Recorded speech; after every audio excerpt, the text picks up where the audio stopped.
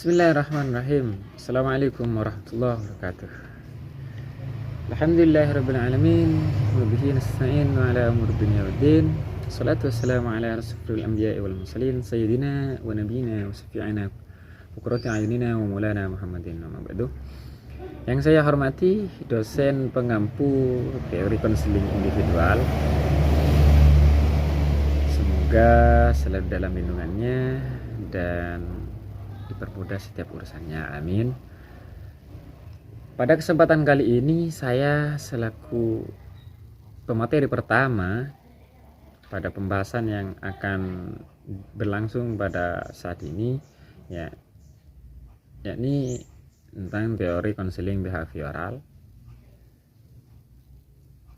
dan saya kebagian materi tentang hakikat manusia ataupun pandangan manusia pada konseling behavioral. Hakikat manusia dalam pandangan para behavioristik adalah pasif dan mekanistis. Manusia dianggap sebagai sesuatu yang dapat dibentuk dan diprogram sesuai dengan keinginan lingkungannya.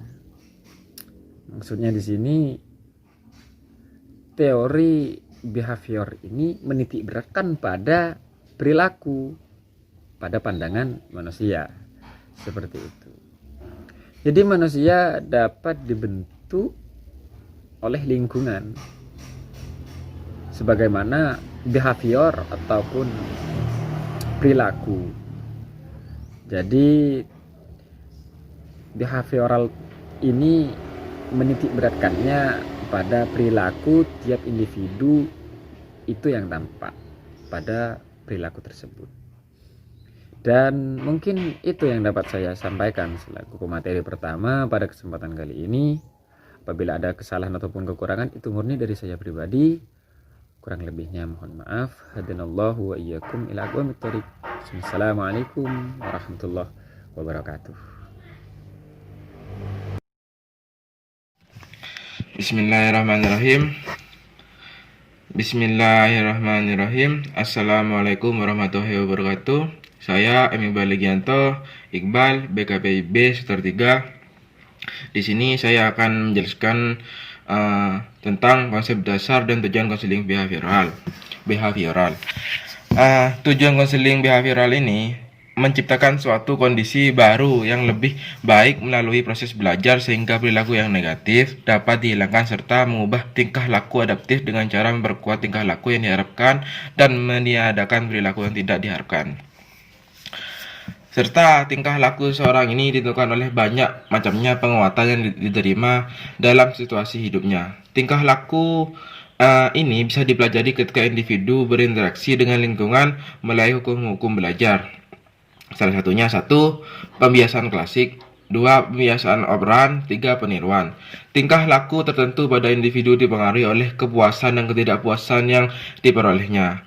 Manusia ini bukanlah hasil dari dorongan tidak sadar, melainkan merupakan hasil belajar, sehingga dengan diubah dengan memanipulasi dan mengkreasi kondisi-kondisi pembentukan tingkah laku serta karakteristik konseling behavioral itu.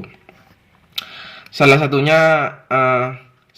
Berfokus pada tingkah laku yang tampak dan spesifik. 2. Memerlukan kecermatan dalam perumusan tujuan konseling. 3. Mengembangkan prosedur-prosedur spesifik sesuai dengan masalah klien. 4. Penilaian yang objektif terhadap tujuan konseling. Tujuan konseling tadi juga disebutkan oleh saya di awal, serta akan menambahkan juga agar lebih jelas dan lebih bisa dipahami. Tujuan konseling behavioral yaitu tujuan yang sifatnya umum harus dijabarkan ke dalam perilaku yang spesifik, seperti diinginkan oleh klien. Konselor mampu dan bersedia membantu mencapai tujuan tersebut, dan klien dapat mencapai tujuan tersebut, serta dirumuskan secara spesifik. Konselor dan klien bersama-sama bekerja sama menetapkan atau merumuskan tujuan-tujuan khusus konseling. Menurut saya begitu. Jika ada salah kata atau perilaku yang kurang berkenan di hati, saya mohon maaf, karena di sini saya sama-sama belajar. Sekian dari saya. Assalamualaikum warahmatullahi wabarakatuh. Assalamualaikum warahmatullahi wabarakatuh. Saya Putri Fadila sebagai pemateri ketiga akan menjelaskan tentang peran dan fungsi konselor. Secara umum, fungsi para konselor adalah untuk menciptakan hubungan yang hangat dan penuh empati dengan kliennya. Berikut ini adalah fungsi konselor dalam konseling tingkah laku. A. Mengarahkan klien dalam menentukan bentuk target yang ingin dicapai dan langkah-langkah untuk mencapainya. B. Menganalisa tingkah laku klien baik yang ingin diubah maupun yang akan dipelajari. C. Mengembangkan atmosfer kepercayaan dengan memperhatikan bahwa ia menerima dan memahami klien. Peran konselor dalam konseling behavioral berperan aktif, direktif, dan menggunakan pengetahuan ilmiah untuk menemukan solusi dari persoalan individu. Konselor behavioral biasanya berfungsi sebagai guru, pengarah dan ahli yang mendiagnosa tingkah laku yang maladaptif dan menentukan prosedur yang mengatasi persoalan tingkah laku individu. Dalam proses konseling, konseli yang menentukan tingkah laku apa yang akan diubah, sedangkan konselor menentukan cara yang digunakan untuk mengubahnya. Sekian dari saya. Wassalamualaikum warahmatullahi wabarakatuh. Assalamualaikum warahmatullahi wabarakatuh. Saya Saidul Safia sebagai pemateri keempat akan menjelaskan tentang tahapan konseling dan teknik-teknik konseling behavioral. Menurut Komalasari 2011, konseling behavior memiliki 4 tahap, yaitu 1. Melakukan asesmen. Tahap ini bertujuan untuk menentukan apa yang dilakukan oleh konseli pada saat ini. 2. Menetapkan tujuan goal setting konselor dan konseli. Menetapkan tujuan konseling sesuai dengan kesepakatan bersama berdasarkan informasi yang telah disusun dan dianalisis. 3. Implementasi teknik implementation. Setelah tujuan konseling dirumuskan, konselor dan konseli menentukan strategi belajar yang terbaik untuk membantu konseli mencapai perubahan tingkah laku yang diinginkan. Konselor dan konseli mengimplementasikan teknik-teknik konseling sesuai dengan masalah yang dialami oleh konseli. Tingkah laku excessive atau deficit. 4. Evaluasi dan pengakhiran evaluation termination. Evaluasi konseling merupakan proses yang berkesinambungan. Evaluasi dibuat atas dasar apa yang konseli perbuat. Tingkah laku konseli digunakan sebagai dasar untuk mengevaluasi efektivitas konselor dan efektivitas tertentu dari teknik yang digunakan. Kelemahan dan kelebihan konseling behavior.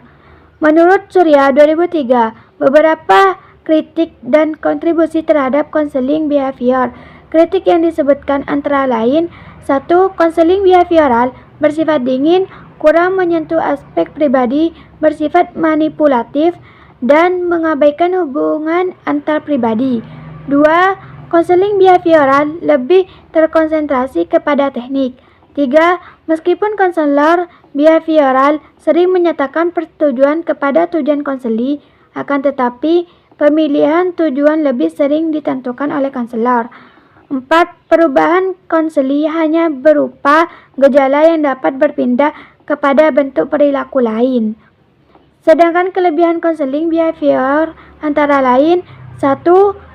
Telah mengembangkan konseling sebagai ilmu karena mengundang penelitian dan menetapkan ilmu pengetahuan kepada proses konseling.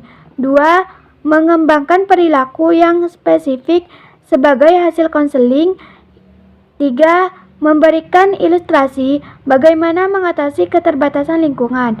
4. Penekanan bahwa konseling hendaknya memusatkan pada perilaku sekarang dan bukan kepada perilaku yang terjadi di masa lalu. Sekian dari saya. Wassalamualaikum warahmatullahi wabarakatuh.